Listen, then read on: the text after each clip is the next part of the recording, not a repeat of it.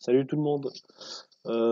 Désolé pour le retard, hein. Ça fait longtemps que j'ai pas fait de vidéo sur les plateformes de location. Et la dernière, c'était je crois pour les assurances, We Love. Et un mec dans les commentaires m'a dit parle très fort. J'ai pas de micro en fait.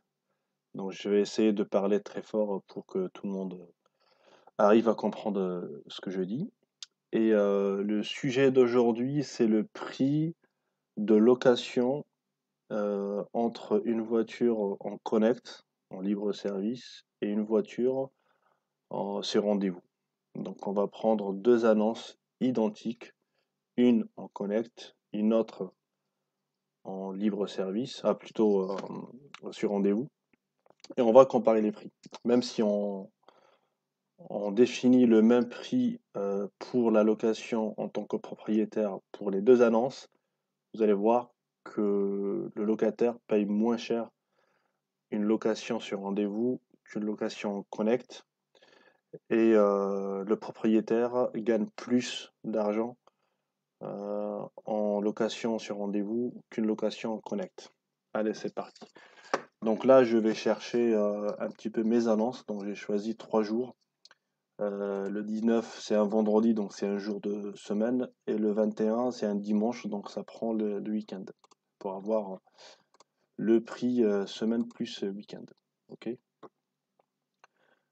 On arrive sur des annonces dans mes voitures et on va comparer les utilitaires. J'en ai 4 en libre service, en connect, et un sur rendez-vous. C'est les mêmes annonces, c'est des mêmes véhicules, c'est pour ça que j'ai mis la même photo. C'est la même configuration, même date, même année de construction, on va dire.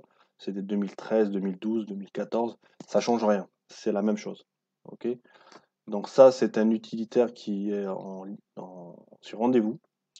Et celui-là, il est, ou les 4 en connect. Donc là, dans la configuration, il n'y a pas de différence. Je vais vous montrer même les prix de base. Et ensuite, je vous explique pourquoi il y a une différence de 15 euros entre les deux camions alors que c'est identique. Donc le premier qui n'est pas en connect, donc son prix, je crois qu'il est à 40 euros par jour de semaine et 55 euros pour le week-end. Donc même, vous allez me dire oui, mais c'est pas la même réduction par jour. Eh bien si. Donc là, je suis à 10, 25, 35. Je suis dans le rouge parce que c'est sur rendez-vous et c'est les pourcentages conseillés pour le connect. 10, 25, 35. Et sur rendez-vous, il conseille 15, 30 et 40. Donc on travaille plus et on a le prix plus réduit. Donc il y a une incohérence quoi. Donc là, on va aller voir le camion qui est en connect. Donc là, il est en connect. Voilà, on peut le localiser. Le prix de location, il est le même. Donc 40 jours de semaine et 55 jours de week-end. Et la réduction, elle est pareille. Donc 10, 25, 35. Si on revient ici, 10, 25, 35. Donc j'ai fait exprès d'avoir les mêmes réductions, pourcentage de réduction pour les deux annonces et le même prix. Surtout le même prix. Donc moi, quand j'ai fait ça, quand j'ai configuré les prix, j'ai vu une différence ici. Donc là, si on regarde dans les paramètres pour la durée, là, 83, et ici, il me dit 79. Donc déjà, il y a quelques euros de différence. Pour une semaine, 230, et là, on est à 242. Donc, on est peut-être, enfin, le site nous dit qu'on est plus cher sur rendez-vous qu'en connect. Là, on est à 855, donc normalement, on est moins cher. Et ici, on est à 900 euros. Ok, donc rendez-vous, on est plus cher. En connect, on est moins cher. Ça, c'est le site qui le dit, c'est pas moi. Donc, j'ai fixé le même prix. Sinon, sinon c'est incomparable. Donc, c'est la même base, la même base. Même pour le calendrier, vous allez voir, ça ne change rien. Le calendrier, c'est la même chose. Donc là, on revient dans la page de recherche. pour voir la différence. Pourquoi j'ai 160 et pourquoi j'ai 175. Donc je vais prendre les deux annonces. Hop, je les ouvre. Donc là, je suis en connect. Je suis à 175 pour 3 jours et 600 km. Là, je suis sur rendez-vous. Il n'y a pas le connect. Je suis à 160, 3 jours et 600 km. On va voir le détail. Hop, le détail ici. Dans 175, ok. Donc il y a 130 € pour le prix de la location. Ça veut dire que le prix que j'ai fixé correspond à 130 €. Donc là, il me dit que 130 €, c'est la même chose. Prix de la location, c'est ce que j'ai fixé. 40 € plus 55 semaine et week-end. Donc pour moi, en tant que propriétaire, je vais toucher la même somme d'argent quand la location se termine si le mec fait moins de 600 km. Okay, si le locataire fait moins de 600 km. Et c'est là où ça change, c'est que le prix d'assurance en connect, il passe de 36 € à 23 € sur rendez-vous. C'est parce que en libre service, c'est la plateforme qui prend le risque et c'est pas le propriétaire.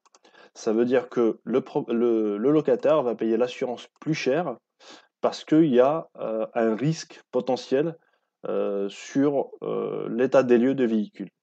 Parce que quand on est là en tant que propriétaire, on fait le début et on fait la fin. Donc on va vérifier, c'est comme si la plateforme nous fait confiance. Donc on a une réduction d'assurance pour le locataire, hein, donc pas pour le propriétaire. Et ici, les frais de service sont moins chers sur rendez-vous que sur Connect.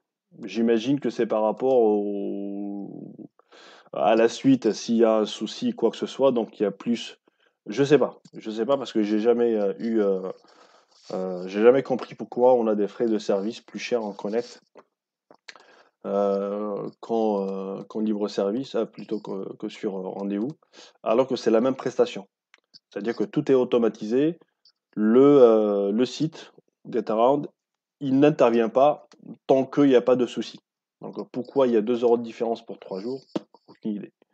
Donc là, c'est pour vous montrer que le locataire va payer plus cher, 15 €, enfin une moyenne de 5 € par jour, qui couvre le connect par rapport à une location sur rendez-vous. OK? Et ensuite, si, admettons que le locataire parcourt plus de 600 km. Donc on ne sait jamais. Un locataire, il loue pour 3 jours, il va à Paris, je suis à Bordeaux, il fait un aller-retour, on est à 1400. Donc 1400, 1200 plutôt, il y a 650 km je crois. Donc 600 km de plus. Donc là, les 600 km, comment c'est calculé en connect? En connect, là, c'est 23 centimes le kilomètre supplémentaire. Donc c'est 0,23, oui, 0,23 €. 23 centimes le kilomètre supplémentaire. Donc pour 100 km, il y a 23 € de plus. OK? Donc s'il fait 200, c'est 46, ainsi de suite. Donc c'est le même prix au kilomètre supplémentaire sur rendez-vous. Or, ici, on connecte quand il va finir la location. Donc il va rentrer, il va faire l'état des lieux de fin de location. Le site va prélever 23 centimes le kilomètre supplémentaire. Et ce qui est versé au propriétaire, c'est les 75%, 70%, ça dépendra du profil de propriétaire, est-ce qu'il est pro, il est particulier. De toute manière, il touchera jamais les 23 centimes au kilomètre. Il touchera peut-être la moitié, voire 60% de la somme. Et la différence entre ça et le rendez-vous, c'est que sur le rendez-vous, quand le mec revient, il fait plus de kilomètres, on va calculer ensemble et on peut encaisser l'argent en espèces. Ça veut dire on va partir sur une base de 23 centimes le kilomètre supplémentaire et pas les 23 centimes moins les frais de service à la fin de la location. Je trouve ça absurde. Pourquoi prélever sur les kilomètres supplémentaires alors que la location vient de se finir? Enfin, il vient de se terminer, donc pas besoin de... donc c'est là où le site récupère de l'argent, c'est sur les kilomètres supplémentaires, c'est pas pour le propriétaire. Une partie va au site, et même sur rendez-vous, si le mec, enfin le locataire ne paye pas en espèces, ou par carte, ou je ne sais pas. Donc s'il décide de se faire prélever sur l'application à la fin de la location, c'est le même pourcentage qui s'applique comme si on était en connect. Donc le propriétaire ne touchera pas les 23 centimes au kilomètre, touchera une partie de 23 centimes, je crois que c'est 60%. Donc voilà pourquoi, si on a le temps, je préfère faire les locations sur rendez-vous que les locations libre-service. Comme ça, au moins, s'il fait plus de kilomètres, je suis gagnant dans l'histoire. S'il fait les mêmes nombres de kilomètres et que je ne suis pas disponible, je préfère les locations en connect. Donc voilà pour aujourd'hui. La prochaine vidéo sera peut-être la comparaison des prix de location entre Getaround et Wicar. Donc je vais essayer de faire ça très prochainement. Donc voilà, si vous avez des questions, n'hésitez pas à les poser dans les commentaires. Et je vous dis à bientôt.